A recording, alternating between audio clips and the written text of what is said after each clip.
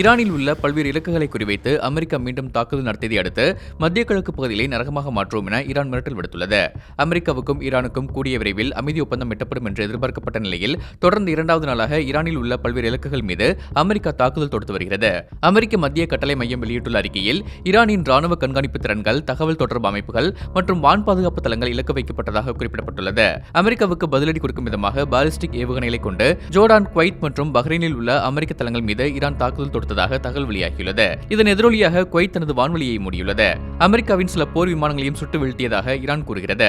இந்த பதற்றத்தை தொடர்ந்து ஹோர்முஸ் நீரிணையை மீண்டும் மூடியுள்ளதாகவும் ஏதேனும் கப்பல்கள் ஹோர்முஸ் நீரிணையை கடக்க முயன்றால் தாக்குதல் நடத்துவோம் என்றும் ஈரான் எச்சரித்துள்ளது. இதனால் எண்ணெய் விலை பேரலுக்கு $2 உயர்ந்துள்ளன.